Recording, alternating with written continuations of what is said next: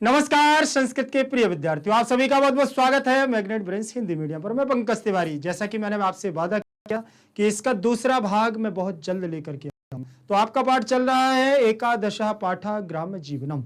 उसका आज मैं दूसरा भाग लेकर के आया हूं, तो मैं आपको पढ़ाने वाला हूं दूसरा भाग। लेकिन उससे पहले मैं आपको पहले भाग की बात बताऊं कि रोटी, कपड़ा और मकान, यही है हर व्यक्ति की जान। ध्यान रखिएगा, यहां पर भी वही हमारा हो रहा है। ग्राम के जीवन से व्यक्ति शहर की नगरी और प्रस्थान कर रहा है। और क्यों कर रहा है? इन रोटी, कपड़ा और मकान के लिए व्यक्ति को धन की आवश्यकता, और धन अर्जित करने के लिए वह नगर की तरफ पलायन कर रहा है। ये हमारी कहानी कहां तक पहुंच चुकी थी? पहले पार्ट में पहुंच चुकी थी। ध्यान रखिएगा, दूसरे पार्ट में हम देखेंगे कि क्या इसमें वर्णन कर रहे हैं गांव के जीवन के बारे में। तो आप लोग हमारे साथ बने रहिएगा और देखते हैं। स्क्रीन पर लिखा हुआ है कक्षा 9वीं संस्कृत बिहार बोर्ड ग्राम्य जीवनम एकादशः पाठः अनुवाद भाग 2। अनुवाद भाग 2 में हम लोग क्या पढ़ेंगे आज देखिएगा। देखिए, अनुवाद भाग 2 हमारा तीसरे नंबर का पैराग्राफ क्या कह रहा है। 2 पैराग्राफ हम लोग पढ़ चुके थे, जिसमें दूसरे पैराग्राफ तक की कहानी मैंने आपको बतलाई है कि वह गांव से शहर की ओर पलायन कर रहे।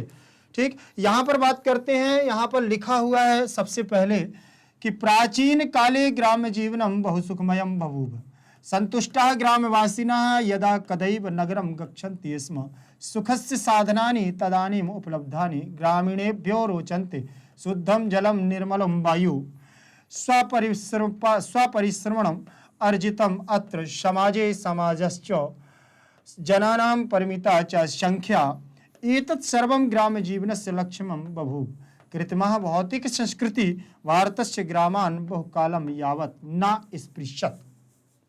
ध्यान रखें, आप लोग भी थोड़ा सा इसको पढ़ करके एक बार देख लिया करें कि यहाँ पर कौन कौन से शब्द प्रयोग में लाए गए हैं। ठीक, मैं आपको यहाँ पर बताने वाला हूँ कि प्राचीन काल में, मतलब जो प्राचीन काल का समय था, उस प्राचीन काल में हमारे गांव के जीवन को बहुत सुखमय माना जाता था। इतना सुखमय जीवन माना जाता था, और सभी जितने भी ग्रामवासी थे वह संतुष्ट रहते थे गांव के जीवन से। यदा कदैव मतलब जब कब ही वह नगरम माने नगर को, गच्छन्ति माने जाते थे, इसमें माने थे वह कभी कभी नगर की ओर जाते थे जब उन्हें बहुत विशेष आवश्यकता पड़ती थी, विवाह आदि में बहुत अत्यधिक सामग्री की आवश्यकता पड़ती थी, तब वह नगर की ओर प्रस्थान करते थे। सुखस्य साधनानि, सारे सुखों का साधन, सभी साधन तदानीम उपलब्धानि मतलब वहीं पर वो क्या है, उपलब्ध हो जाते थे। ग्रामीणेभ्य रोचन्ते, और गांव का जो निवास है और गांव क्या है, अच्छे, रोचन्ते माने अच्छे लगते थे। शुद्धम जलम, वहां शुद्ध जल मिलता था, निर्मल वायु भी मिलती थी, दूषित वायु नहीं थी। स्वपरिश्रमण अर्जितम अत्र, और अपने परिश्रम के द्वारा वह क्या करते थे, अर्जित करते थे। समाजे माने समाज में, सामंजस्य माने सामंजस्य, एकता बनी रहती थी। जनानाम परिमिता च संख्या, और जो लोग थे वह लोगों की क्या, एक सीमित संख्या। एतत् सर्वम ग्राम्य जीवनस्य लक्षणम बभूव, ये सभी गांव के जीवन के विशेष मूल रूप से लक्षण थे। कृत्रिमा भौतिक संस्कृति, लेकिन धीरे धीरे जैसे ही भौतिक संस्कृति भारत में आई और ग्रामान माने गांव को, बहुकालम माने बहुत काल से, यावत ना स्पृश्य माने नहीं देखा, और भौतिक संस्कृति के आधार पर अब गांव में क्या है, मतलब विशेष प्रकार से कुछ ना कुछ आ गया है। अब गांव के लोग शहर की ओर पलायन करने लगे हैं।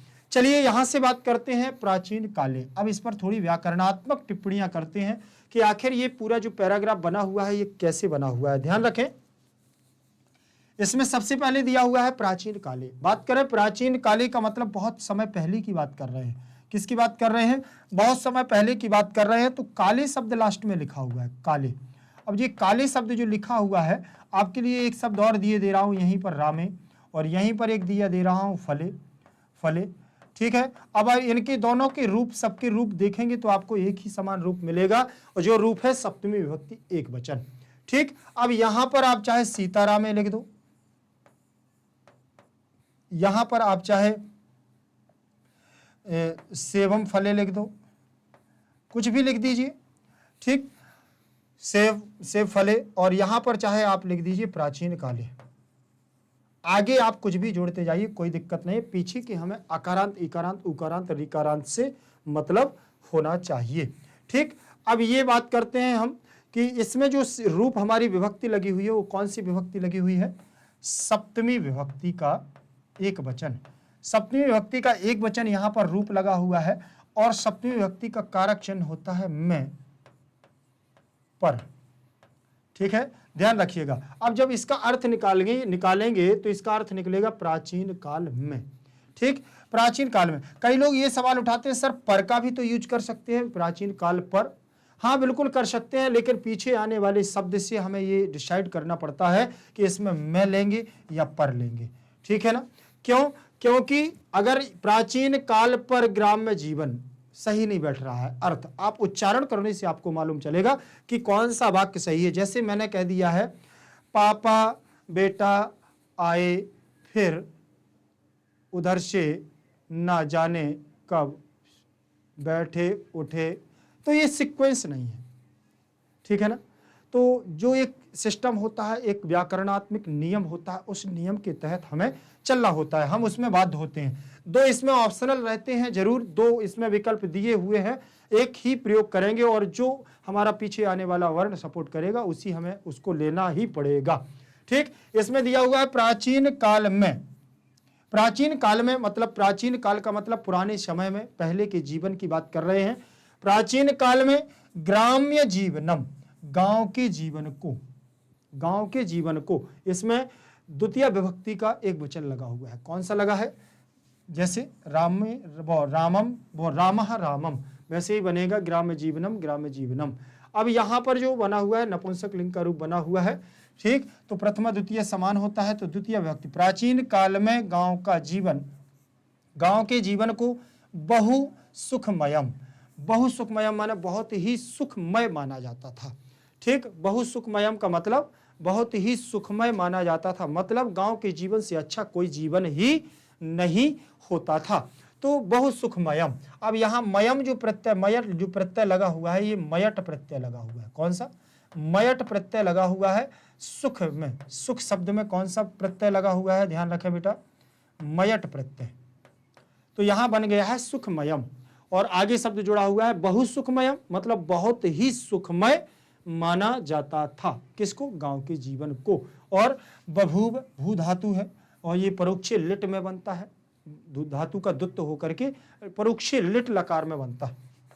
किस में बनता है? परोक्षे लिट सूत्र है हमारा, परोक्षे लिट, ये हमारा व्याकरण का सूत्र लगा हुआ है। और वैसे देखें तो ये हमारा लिट लकार है, पूर्व भूतकाल लिट लकार। ठीक, बहुत ही सुखमय माना जाता था। संतुष्टाः, अब संतुष्टाः दिया हुआ है तो ये प्रथमा का क्या लगा हुआ है? संतुष्टः, संतुष्टौ, संतुष्टौ, संतुष्टाः, संतुष्टाः, ये रूप यहां पर दिया हुआ है, ध्यान रखिएगा। संतुष्टाः दिया हुआ है तो वो बहुवचनांत रूप है हमारा, प्रथमा विभक्ति बहुवचन। संतुष्टाः, अब ये बहुवचनांत क्यों लगा हुआ है? क्योंकि यहां पर भी बहुवचनांत पद लगा हुआ है, क्योंकि गांव के वासियों का विशेषण, गांव के वासी कैसे थे? संतुष्ट थे। और सभी वासियों की बात कर रहे हैं, वासी के रूप चलेंगे तो निवासी, वासी के तो वासिनः, ये बहुवचनांत प्रथमा का लगा हुआ है। क्या लगा हुआ है? प्रथमा विभक्ति का बहुवचनांत रूप लगा हुआ है, बहुवचन। ठीक, ग्रामवासिनः, मतलब जब हमारा गांव का जीवन बहुत ही सुखमय होता था और वहां के ग्रामवासी क्या थे? संतुष्टः, संतुष्ट थे। अब यदा अव्यय लगा हुआ है और कदा भी अव्यय लगा हुआ है, यदा कदा। अब यहां आप देखेंगे कि यहां कदा तो कहीं लिखा नहीं है, कदैव लिखा हुआ है, तो उसके बारे में मैं अभी बताता हूं। लेकिन यदा कदा का मतलब होता है जब कब। ठीक है ना? यदा माने जब और कदा माने कब, जब और कब। ठीक, अब जब कब, अब देखें पहले, कदा धन एव बराबर कदैव, कदा प्लस एव दिया हुआ है, इसका बड़ा आ ले लिया और इसका ए ले लिया, दोनों को मिलाया और क्या कर दिया? आई बना दिया, बना दिया।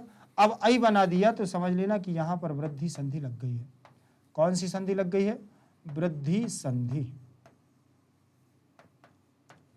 वृद्धि संधि लग गई है। अब वृद्धि संधि में सूत्र हमारा कौन सा होता है? वृद्धिरादेश। कौन सा होता है बेटा? वृद्धिरादैच। वृद्धिरादैच सूत्र लग गया है। इसका नियम क्या कहता है ये भी देख लें। प्रथम पद में ह्रस्व आकार या दीर्घ आकार हो, उसके बाद ए या आई, दो में से कोई भी पद आ जाए तो ऐ होता है, ऐ बन जाता है। और प्रथम पद में ह्रस्व आकार या दीर्घ आकार हो, उसके बाद ओ या औकार, ओकार या औकार हो, मतलब ओ या औ हो, तो क्या बन जाता है, औ बन जाता है। ये हमारी वृद्धि संधि कहती है। कौन सी संधि कहती है बेटा, ये वृद्धि संधि कहती है। तो यहाँ पर आके बाद ए आ रहा है तो ऐ बन गया है। अब देखेंगे कदा में से क्या निकाल दिया गया था, बड़ा आ, यहाँ पर ए ऐ, ऐ को इसमें जोड़ देंगे, ए में से ए निकल गया था तो ओ वा बचा हुआ है। इन दोनों, इसमें से आ निकाल लिया, इसमें से ए निकाल लिया, तो वहाँ वा बच गया, यहाँ पर दा बच गया। इसकी मात्रा 2 लगा दो, इस पर 2 मात्राएं इस पर लगा देंगे हम, तो ये बनेगा कदैव, और वह जुड़ जाएगा तो कदैव। जो आपका शब्द यहाँ पर बना हुआ है कदैव, ठीक, 2 शब्दों से मिलकर के बना हुआ है कदा प्लस एव, दोनों अव्यय हैं, ये बात ध्यान रखिएगा। कदैव बना हुआ जब कब, ठीक है ना, इसका अर्थ है जब कब ही, जब कब ही, एव मतलब ही, जब कब ही।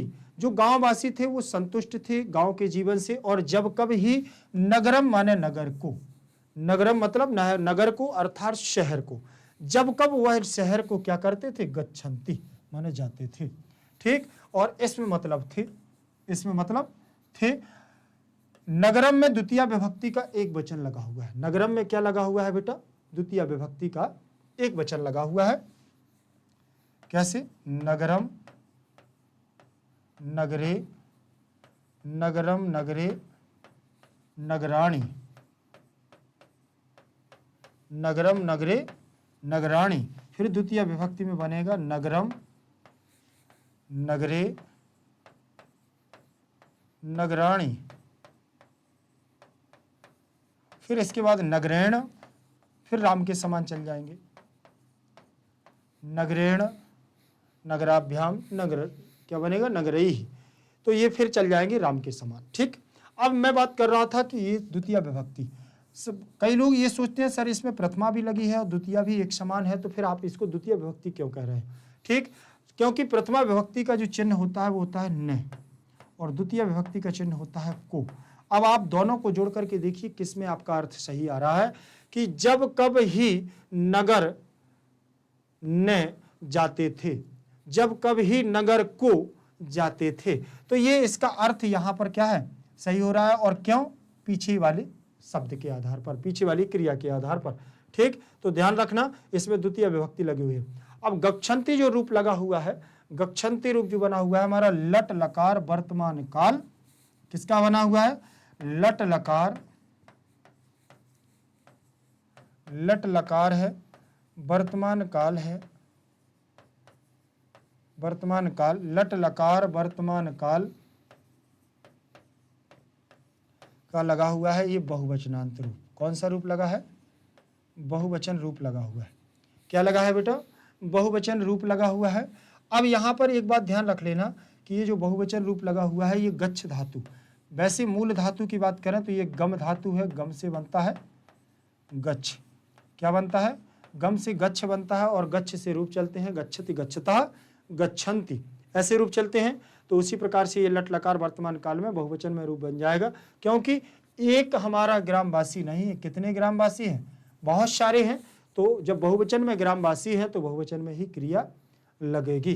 फिर इसके बाद लिखा हुआ है सुखस्य, सुखस्य माने सुख के, साधनानी माने साधन। सुखस्य में षष्ठी विभक्ति लगी हुई है। सुखस्य में कौन सी विभक्ति लगी है बेटा, षष्ठी। षष्ठी विभक्ति का एक वचन यहाँ पर रूप लगा हुआ है, एक वचन, षष्ठी विभक्ति का एक वचन रूप लगा हुआ है। और सबसे पहली बात तो मैं ये आपको ये बता दूं कि सुखस्य के रूप चलेंगे राम के समान। जैसे रामस्य बनता है वैसे ही बना हुआ है हमारा क्या, रामस्य, वैसे ही बना हुआ है सुखस्य।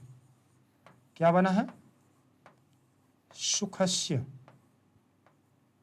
बना हुआ है कि नहीं। तो षष्ठी विभक्ति का एक वचन। अब जब इस षष्ठी विभक्ति का एक वचन लगा हुआ है तो वो कह रहे हैं कि जब कभी वह गांव से शहर की ओर जाते थे और सुखस्य साधनानी, सुख के साधनों को, तदानीम उपलब्धानी, वहां से क्या करते थे, साधनों को उपलब्ध करते थे। अब साधनानि लिखा हुआ है तो साधनम साधने साधनानि, साधनम साधने साधनानि, साधनानि, ये भी हमारा वैसे ही बनेगा। तो ये एक वचन का वो प्रथमा विभक्ति का एक वचन, ये द्विवचन और ये बहुवचन रूप लगा हुआ है। ठीक, तो साधनम साधने साधनानि, तो ये भी हमारा बहुवचनांत, मतलब एक साधन की बात नहीं कर रहे, जितने भी उन्हें साधन सुख के चाहिए होते थे वो उपलब्ध करा लेते थे।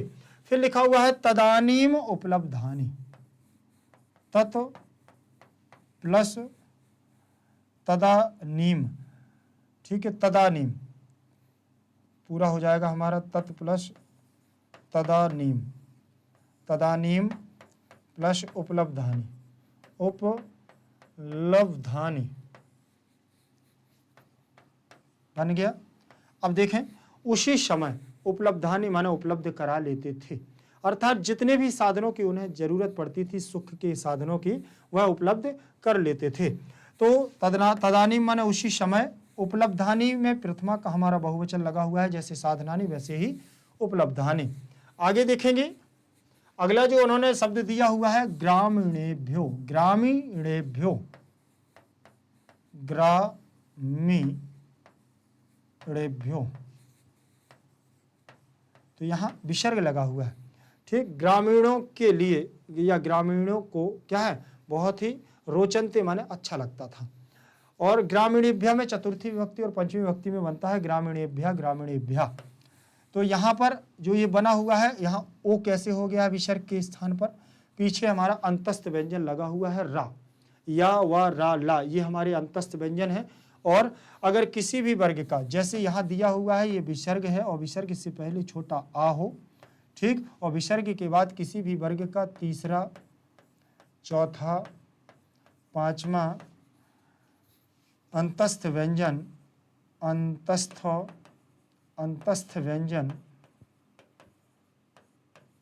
व्यंजन और यहाँ पर क्या कह सकते हैं हा, और स्वर में कौन सा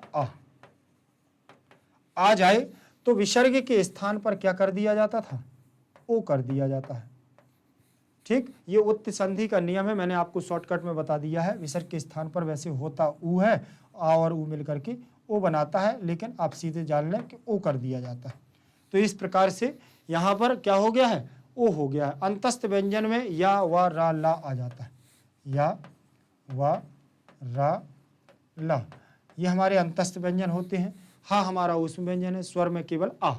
ठीक, अब यहाँ पर ध्यान देंगे आप कि ये लिखा हुआ है रोचनते, रोचते, रोचनते, रोचते, रोचेते, रोचनते, ये भी बहुवचनांत पद है, ये भी बहुवचनांत पद है। ठीक, फिर इसके बाद उन्होंने कहा शुद्धम जलम, अर्थात शुद्ध जल गांव में प्राप्त होता था, शुद्ध जल। निर्मलः वायु, मतलब निर्मल वायु भी मिलती थी, कहाँ, गांव में। तो निर्मलः, निर्मलः प्लस वायु, यहाँ पर भी देखिए विसर्ग के बाद वा आ गया है, अंतस्थ व्यंजन में वा दिया हुआ है। ठीक, तो यहाँ पर विसर्ग के स्थान पर क्या हो गया, ओ हो गया, इसीलिए यहाँ पर क्या बन गया, निर्मलो। तो यहाँ पर भी आपकी विसर्ग संधि है। ठीक, चलिए आगे आप एक एक शब्द को देखते जाइएगा। यहाँ लिखा हुआ है स्वपरिश्रम अर्जितम, स्वपरिश्रमार्जितम, स्वपरिश्रम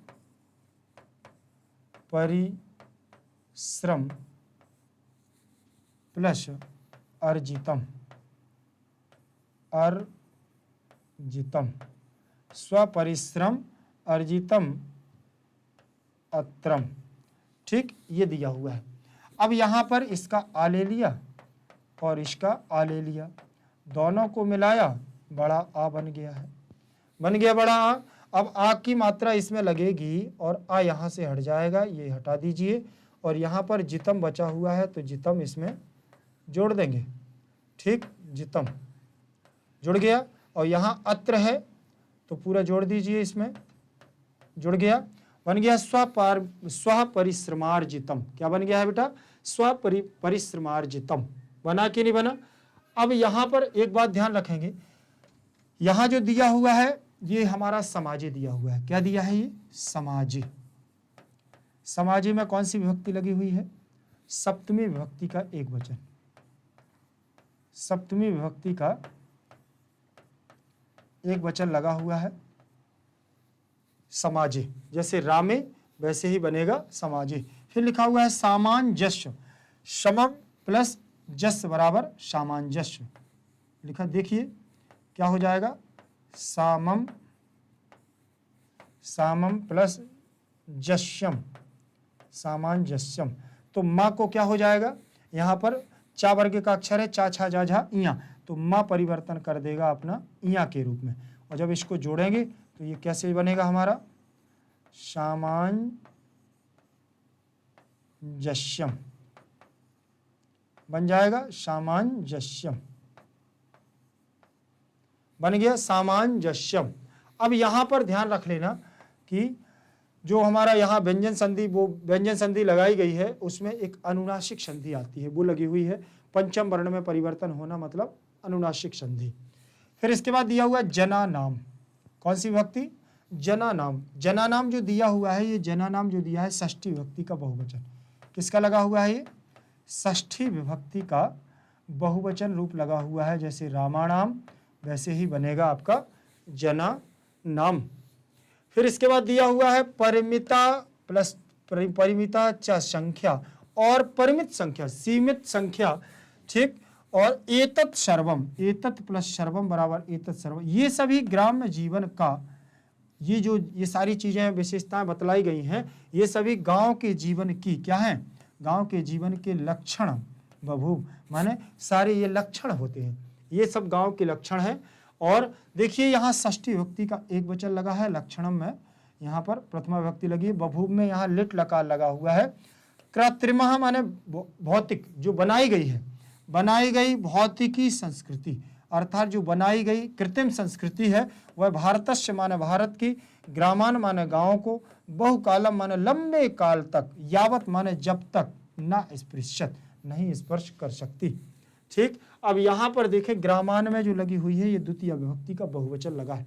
जैसे रामः रामम रामेन, ठीक, यहाँ बना हुआ है ग्रामान द्वितीय विभक्ति का बहुवचन। फिर यहाँ लिखा हुआ है आपका भारतस्य षष्ठी का एक वचन, और यावत हमारा अव्यय है, यावत माने जब तक, ठीक। ना स्पृश्यत, तो ना प्लस अस्पृश्यत बराबर ना स्पृश्यत ऐसे बनेगा। तो यहाँ पर आ और यहाँ पर आ दोनों को मिलाएंगे बड़ा आ बन जाएगा, ठीक। और आ की मात्रा ना में लग जाएगी तो ना, और अस्पृश्यत इसमें जुड़ जाएगा, स्पृश्यत, स्पृश्यत, ना स्पृश्यत बन गया कि नहीं बन गया? ना स्पृश्यत। अब यहाँ पर बस इतना ध्यान रख लेना है कि देखिए मैंने आपको एक एक शब्द क्यों बतलाए हैं, क्योंकि आज अगर मैं नहीं बता रहा हूँ तो आपको आना नहीं है, ये भी है, बहुत सारी चीज़ें होती हैं, ठीक। इसलिए आप बिल्कुल आराम से इनको पढ़ते जाइएगा, और जहाँ पर भी समस्या ना हो, जहाँ पर समस्या जाती है आपको वहाँ रेखांकित करके अंडरलाइन करके कमेंट सेक्शन में आपको लिख देना है। आपसे अगर टाइप करते संस्कृत नहीं बन रही है तो आप उसकी फ़ोटो खींचिएगा, उसको मार्क कर दीजिएगा, उसमें आप कमेंट में दे सकते हैं। जैसे इसमें अर्थ लिखा हुआ है, अर्थ में देखिए प्राचीन काल में गांव का जीवन बहुत ही सुखमय था, संतुष्ट ग्रामवासी कभी कभी ही नगर को जाते थे। उस समय के उपलब्ध सुखमय के साधन ग्रामीणों को अच्छे लगते थे। शुद्ध जल, स्वच्छ वायु, अपने परिश्रम से उपार्जित अन्न, समाज में मिलजुल कर के रहने का स्वभाव और लोगों की सीमित संख्या, यह सब ग्रामीण जीवन के लक्षण थे। कृत्रिम भौतिक संस्कृति ने बहुत समय तक भारतीय गांवों को स्पर्श नहीं किया है, ठीक। अर्थात जो आज हम लोगों का ये विकास हो रहा है, ये विकास गांव में बहुत समय तक नहीं गया। अब तो हालांकि गांव में बहुत सारी चीज़ें होने गई, आप चाहे कपड़े की बात करते हैं, चाहे मकान की बात करते हो, चाहे बिजली की बात करते हैं, चाहे पानी के स्रोतों की बात करते हैं, आप कुछ भी बात करिए, अब गाँव में भी बराबर विकास हो रहा है, ठीक। लेकिन पहले कुछ नहीं होता था। देखिए भारतीय गांवों को स्पर्श नहीं किया, कब तक? कृत्रिम भौतिक संस्कृति ने बहुत समय तक, जो सब सारी चीज़ें शहरों में चलती थी लेकिन गांवों तक भनक नहीं लगती है। कभी कभी रोड पड़ते थे तो लोग कहते थे कि अरे वहाँ पर तो रोड पड़ रहा है, ठीक। अगर वहाँ कोई झूले मेले आदि लगते थे तो गांव में ये कुछ नहीं होता था। तो ऐसी सारी चीज़ें होती थी, लोग बाग इसको देखते थे। चलिए चौथे नंबर के पैराग्राफ पर हम बात करते हैं। चौथे नंबर का पैराग्राफ हमारा क्या कह रहा है, ठीक यहां से देखेंगे। इन्होंने कहा है कि विदेशेषु तु ग्रामे अपि वैज्ञानिक समृद्धि रागता यथा विद्युत प्रवाह आधुनिक संचार व्यवस्था यातायात साधनानि कृषि कर्मणे यंत्रोपस्करादीनि च न इदम भारतीय ग्रामेषु दृश्यते प्रायेण अतएव अद्य ग्राम जीवनम न वरदानम रूपम मन्यते संपन्नः ग्रामीणः अपि नगरम इति पलायन पराः तत्र का कथा विपन्नां वृत्तिहीनां ग्राम जनानाम इमे नगरेषु जीविकाम लभन्ते पूर्वे तो सुख समृद्धि जातम भौतिक सुखदा सुविधा चा इति। अब यहाँ से देखें, अभी इसका केवल पाठ किया है, आप देख लीजिए इसको क्या है। उन्होंने कहा है कि विदेशों में तो ग्रामे भी मतलब गांव भी वैज्ञानिक समृद्धि आगता, मतलब वैज्ञानिक दृष्टिकोण से देखा जाए अगर तो विदेशों के गांव भी अब क्या है, वैज्ञानिक की पद्धति से चलने लगे हैं। मतलब वहां पर वैज्ञानिक पद्धति समृद्ध हो चुकी है। जैसे विद्युत प्रवाह है, मतलब वहां पर अब विद्युत प्रवाह होने लगा है। आधुनिक संचार व्यवस्था विदेशों के गांव में आपको मिलेगी। यातायात साधनानी और रोड आदि जो भी है, रोड मैप वगैरह जो वैज्ञानिक दृष्टिकोण से वहां पर बत्तियों का प्रयोग, लाल बत्तियों का प्रयोग, तो गांव में ये सारे विकास हो गए हैं विदेशों में। कृषि कर्मणे और कृषि कार्य में उपस्कराधीनी, मतलब कृषि कार्य में जो यंत्र लगते हैं, ट्रैक्टर आदि जो खेती की जुताई के लिए, और खेती में जितने भी यंत्र उपकरण लगते हैं उनका सबका विकास गांव में और होने लगा है। ना इदम बोले और ना इस समय भारतीय ग्रामों में, बोले भारतीय ग्रामों में तो ये दृश्यते प्रायण, ये प्रायः देखने को ही ना इदम नहीं मिलते हैं, और भारतीय गांव में ये सारी चीजें देखने को नहीं मिलती हैं। अतएव बोले आज ही ग्राम जीवन को क्या है, वरदान, आज गांव के जीवन को हम वरदान स्वरूप नहीं मानते हैं जैसे पहले मानते थे। पहले गांव के जीवन को हम वरदान मानते थे, लेकिन आज वरदान के रूप में न मन्यते, नहीं मानते हैं। संपन्न ग्रामीण, जो संपन्न ग्रामीण भी नगरम माने नगर, प्रति माने और, पलायन पराह, जो संपन्न नगर, जो संपन्न गांव भी है, जिनके पास रुपया पैसा भी है, वो भी नगर की ओर क्या कर रहे हैं, पलायन कर रहे हैं, जा रहे हैं। तत्र माने वहां का, कथा माने कैसे, विपन्ना वृत्ति ही नाम, अर्थात वहां के जो भी लोग हैं वह ग्राम जना नाम, गांव के लोगों को वृत्तिहीन करके इमे नगरेषु जीविका लभन्ते, और अपने जीविका के लिए नगरों में क्या है, जीविका उपार्जन करने लगे हैं। पूर्वे तो सुख समृद्धि जातम, पहले तो सुख समृद्धि थी लेकिन भौतिक सुविधाएं चाहती, और अब क्या है, भौतिक सुविधाएं भी हो गई हैं। तो ये क्या है, अर्थ है। अब अर्थ के आधार पर अब देखेंगे थोड़ा सा इसमें आप कि उन्होंने क्या कहा है। विदेशेषु, व्याकरणात्मक टिप्पणी पर बात कर रहा हूं, ठीक ध्यान रखिएगा आप कि यहाँ ये लिखा हुआ है विदेशेषु। विदेशेषु में सप्तमी विभक्ति का बहुवचन पद लगा हुआ है। क्या लगा है, सप्तमी का बहुवचन, सप्तमी विभक्ति का बहुवचन लगा हुआ है किसमें, विदेशेषु। अब कैसे, विदेश शब्द से, जैसे राम शब्द से रामेशु बनता है, राम से रामेशु, वैसे ही बनेगा हमारा विदेश से विदेशेषु बन गया। तो ये सप्तमी विभक्ति का बहुवचनांत पद है और इसका अर्थ वही निकलेगा सप्तमी विभक्ति का मैं चिन्ह। ठीक, मैं कारक चिन्ह क्या है, मैं और पर। ठीक, ध्यान रखिएगा। तो यहां पर दिया हुआ है विदेशों में, बहुवचनांत है तो एक विदेश की बात नहीं चल रही है, सारे जितनी भी अदर कंट्री हमारी उनकी बात चल रही है। तो विदेशों में तू माने तो, विदेशों में तो, ग्रामे भी, ग्रामे प्लस अपि मतलब गांव भी,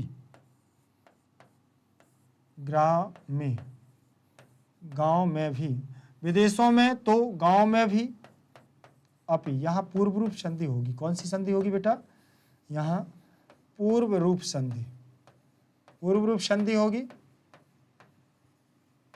ध्यान रखिएगा। और पूर्व रूप संधि का सूत्र है हमारा एंगः पदान्तः दति, एंगः पदान्ताद्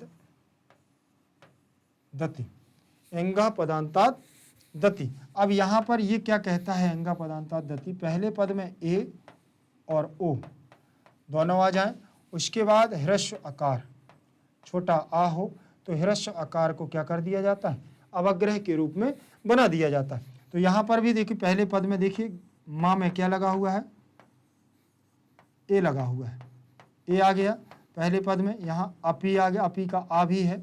तो अब क्या करना है, दोनों को जोड़ देना है। तो आप कैसे बनेगा, ग्रा में और आ आएगा तो ये अवग्रह के रूप में आ जाएगा। और जल तुम्बिका न्यायन रेफस से ऊर्ध्वगमनम और चंपक पुष्पक न्यायन खंडाकारो न विधीयते। ठीक, रकार के लिए ऊर्ध्वगमन होता है और आकार के लिए खंडाकार होता है, ध्यान रख लेना। यहां पर आपकी पूर्व रूप संधि हो गई। अब पूर्व रूप संधि तो बन गया है ग्रामेपी, मतलब गांव में भी, वैज्ञानिकी माने गांव, वैज्ञानिकों की पद्धति, समृद्धि आगता, समृद्धि प्लस आगता, समृद्धि, समृद्धि का मतलब होता है हर प्रकार से समृद्ध हो जाना, समृद्धि का मतलब होता है विकास, समृद्धि का मतलब होता है कि धन दौलत यश सारी चीजें और हर सुख समृद्धि आ जाने पर, हर साधन उपलब्ध हो जाने पर समृद्धि होती है, तभी समृद्धि होती है। ठीक, समृद्धि प्लस आगता दिया हुआ है। ठीक, यहां विसर्ग संधि हो जाएगी, यहां लिखा हुआ है समृद्धिर रागता, रागता लिखा हुआ है तो विसर्ग के स्थान पर क्या हो जाएगा, यहाँ रा हो जाएगा, समृद्धि प्लस रा और आगता का आ मिलेगा तो बड़ा रा हो जाएगा और गता है इसमें जुड़ जाएगा, समृद्धिर रागता बन गया ना। तो यहाँ बन गया। विदेशों में भी, विदेशों में तो गांव में भी अब क्या है, वैज्ञानिक समृद्धि आ गई है। बोले जैसे, यथा मतलब जैसे, ये अव्यय लगा हुआ है, जैसे विद्युत प्रवाह मतलब बिजली का प्रवाह। अब बिजली जाने का कोई भी, और बिजली बनने भी लगी है, कई गांवों में तो बिजली बनने भी लगी है। वहां जैसे जल का स्रोत हुआ तो वहां पर इतने बड़े बड़े यंत्र लग गए कि अब वो बिजली का निर्माण भी करने लगे हैं। ठीक, और जैसे बात करते हैं तो बिजली अब ऐसी हो गई कि अब आना जाना वहां बिजली का नहीं, 24 घंटे लाइट रहती है। आधुनिक संचार व्यवस्था, मतलब आधुनिक का मतलब क्या है, सन 1800 ईस्वी के बाद, सन 1800 ईस्वी के बाद का समय, मतलब जो आज हम 2023 तक हैं, जो आज तक का हमारा समय है, ये सब आधुनिक काल कहलाता है। क्या कहलाता है, आधुनिक युग, आधुनिक युग, ये हमारा आधुनिक युग होता है। ठीक, इसी के बीच में जितना भी कार्य होता है, 1800 के बाद जो भी कार्य हुआ है सब आधुनिक में है, और 1800 से पहले की जो भी है बात, वो सब हमारी प्राचीन काल में चली जाएगी। ठीक है, ध्यान रखिएगा। तो आधुनिक युग में जितनी भी संचार व्यवस्थाएं हैं, सब कुछ आजकल विदेशों के गांवों में उपलब्ध हो गई हैं। यातायात साधनानी की बात करें, यातायात के साधनों की बात करते हैं, तो यातायात साधन का मतलब क्या है, आपका रोड मैप, ठीक है ना, आपका रोड मैप ये आपका बना हुआ है। ठीक, चौराहे वगैरह, आपकी यहाँ पर रेड बत्ती वगैरह, ठीक है ना, ट्रैफिक पुलिस वगैरह, आपके वेरियल वगैरह जो भी हैं, आजकल गांव में सारी व्यवस्थाएं होने लगी हैं। ठीक, तो अब उन्होंने कहा कि जो हमारा विदेश है, विदेश में इन सारी चीज़ों की व्यवस्थाएं अब उपलब्ध होने लगी। कृषि कर्मणे, कृषि काम में, कृषि के कार्य में। ठीक, कृषि कर्मणे मतलब कृषि के कार्य में, तो सप्तमी विभक्ति का एक वचन लगा हुआ है। क्या लगा है, सप्तमी विभक्ति का एक वचन यहाँ पर लगा हुआ है, इसलिए इसका अर्थ निकलेगा मैं का अर्थ निकलेगा कृषि कार्य में। ठीक, कृषि कार्य में यंत्रो उपस्कराधीनी, यंत्र प्लस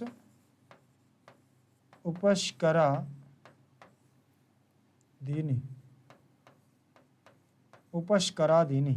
ठीक, अर्थात यह जो खेती के कार्य में जितने भी यंत्र उपकरण लगते थे, वो सारी व्यवस्थाएं, सारी चीजें हो गई हैं। यहाँ पर गुण संधि हो गई है, आ प्लस उ दोनों को मिलाया क्या हो गया है, ओ हो गया है। ओ की मात्रा आप यहाँ लगा दोगे तो यंत्रो बन जाएगा, यहाँ से इसको रफ कर देते हैं, ऊ यहाँ से निकल जाएगा। अब हमारे पास बता हुआ है पस्कराधीनी, तो इसको आप यहाँ पर जोड़ दीजिए। ठीक, इसको आप यहाँ जोड़ेंगे तो ये आपका बन जाएगा यंत्रोपस्कराधीनी, बन गया है ना, यंत्रोपस्कराधीनी बन गया। ये शब्द आपका बन गया है। तो यहाँ पर और चा मतलब और, आदीनी हो गया, उपस्करह अलग हो जाएगा, आदीनी अलग हो जाएगा, तो कोई दिक्कत नहीं, यहाँ दीर्घ संधि भी हो जाएगी। ठीक, अब ये शब्द बन गया। अब यहाँ से आप अलग कर सकते हैं, तो आदीनी शब्द अलग हो जाएगा, तो दीर्घ संधि लग जाएगी। नेदम ना प्लस इदम, ना प्लस इदम, तो नेदम भी यहाँ बन जाएगा। अब यहाँ गुण संधि है, आ प्लस ई, आ प्लस ई के बाद आती है तो ए बनता है। क्या बनता है? ए बनता है, मतलब यहाँ पर गुण संधि है।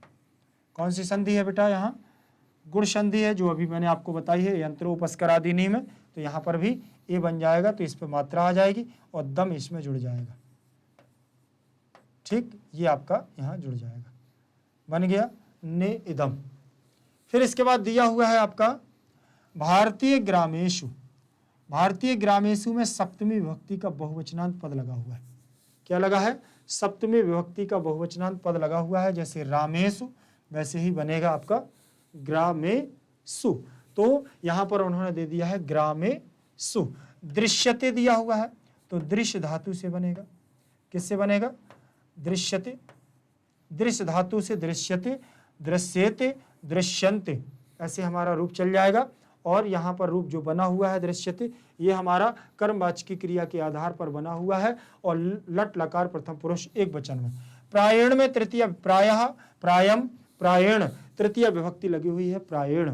ठीक, प्रायः ये देखा जाता है कि भारतीय गांवों में अतएव अद्य, अतएव अद्य मतलब आज ही गांव के जीवन को ना, आज गांव के जीवन को हम क्या नहीं मानते हैं? वरदान रूप न मन्यते, अर्थात गांव के जीवन को आज हम अपने भारतीय गांव के जीवन को आज हम वरदान के रूप में नहीं मानते हैं।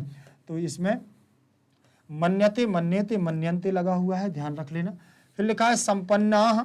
संपन्नाः में दिया हुआ है हमारा प्रथमा विभक्ति का बहुवचन। संपन्नः, संपन्नौ, संपन्नाः प्रथमा का बहुवचनांत पद लगा हुआ है। ग्रामीणा, तो ग्रामीणा में भी हमारा प्रथमा का बहुवचन लगा हुआ है। अपि माने भी, नगरम माने नगर की, नगर के प्रति, नगर की ओर, नगरम द्वितीय विभक्ति नगर को, प्रति माने ओर, नगर को, पलायनम माने पलायन कर रहे हैं। ठीक, पलायन पराह जा रहे हैं। ठीक, जाने के लिए। तत्र माने वहां, का माने वहां का, कथा माने कैसे, वहां कैसे। विपन्नाम षष्ठी विभक्ति का बहुवचन, वृत्ति नाम षष्ठी विभक्ति का बहुवचन। ग्राम जना नाम में भी षष्ठी विभक्ति का बहुवचन लगा हुआ है। इमे नगरेशु, और इन नगरों में, यहाँ सप्तमी का बहुवचन लगा हुआ है। इन नगरों में जीविकाम द्वितीय विभक्ति जीविका के रूप चलेंगे। जैसे रमा रमाम, वैसे ही जीविका जीविकाम।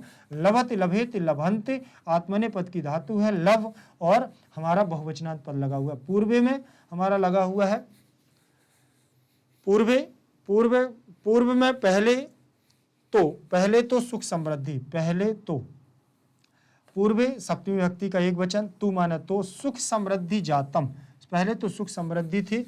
भौतिक सुविधाम चेति, चा इति, और भौतिक सुविधाम में द्वितीय विभक्ति, चा इति में गुण संधि हो गई है। ठीक, ध्यान रखोगे इस बात का। आगे देखें बेटा, अर्थ दिया हुआ है हमारा, अर्थ देख लें आप लोग। वैसे तो अर्थ आपके दिमाग पे आ गया होगा। लिखा है विदेशों में तो गांव में भी वैज्ञानिक समृद्धि आ गई है, जैसे विद्युत विस्तार, आधुनिक संचार व्यवस्था, यातायात के साधन और कृषि कार्य में यंत्र उपकरण इत्यादि। ये भारतीय ग्रामों में प्रायः नहीं दिखते हैं, इसलिए आज ग्रामीण जीवन को वरदान स्वरूप नहीं माना जाता है। संपन्न ग्रामीण भी नगर की ओर पलायन कर रहे हैं, तब गरीब और जीविका विहीन ग्रामीणों का क्या कहना। ये नगर में जीविका प्राप्त करते हैं, पहले वाले संपन्न ग्रामीण तो सुख समृद्धि के समूह और ऊपरी सुविधा प्राप्त करते हैं। ध्यान रखिएगा। हो गया, चलिए आगे देखेंगे। ये आपने अर्थ जाना इसका। आज की क्लास यहीं तक, बाकी अगली क्लास में होगा। ध्यान रखिएगा। बहुत धीरे धीरे हम लोग चल रहे हैं, अच्छे से चल रहे हैं। आप लोगों को लग रहा होगा कि सर बहुत धीरे धीरे पढ़ा रहे हैं, लेकिन बेटा एक बात ध्यान रख लेना, अभी जो आपको धीरे धीरे पढ़ाने का समय है, आज अगर सीख लोगे तो फिर आपको परीक्षा के समय बहुत ही ज़्यादा नहीं पढ़ना पड़ेगा। इस बात का ध्यान रख लेना आप लोग, क्योंकि मैं जो एक एक शब्द पर चर्चा कर रहा हूं वो एक एक शब्द पर आपको चर्चा करने वाला कोई भी प्लेटफॉर्म नहीं मिलेगा। मैग्नेट ब्रेन्स परिवार आप लोगों को अच्छी और A1 क्वालिटी की शिक्षा देना चाहता है, जो अपना नाम यहाँ पर लिखे हुए है, जो आपको टैग दिया हुआ है उसी के आधार पर यहाँ पर अध्ययन चलता है। हाई क्वालिटी एजुकेशन जिसे कहते हैं उच्च गुणवत्ता के साथ शिक्षा, अर्थात यहाँ पर एक एक शब्द पर आपका क्या है डिस्कशन होगा, आपकी एक एक शब्द पर चर्चा होगी, ध्यान रख लेना। और मैं आपको बता दूं कि आप किसी भी मीडियम से हो आपको परेशान होने की ज़रूरत नहीं है। आप चाहे CBSE हिंदी मीडियम से हो, चाहे आपका CBSE इंग्लिश मीडियम हो, आप यूपी बोर्ड से हैं, बिहार बोर्ड से हैं, MP बोर्ड से, कहीं से भी आप ताल्लुक़ रखते हो, बस भारत का एकमात्र ऐसा प्लेटफॉर्म जो आप लोगों को देता है 100% फ्री एजुकेशन। ध्यान रख लेना, निःशुल्क शिक्षा का जो एक प्लेटफॉर्म है वो है आपका मैग्नेट ब्रेन्स, जो आप लोगों को देता है। और मैग्नेट ब्रेन्स हिंदी मीडियम और मैग्नेट ब्रेन्स इंग्लिश मीडियम दोनों आप लोगों के लिए यहाँ पर उपलब्ध है।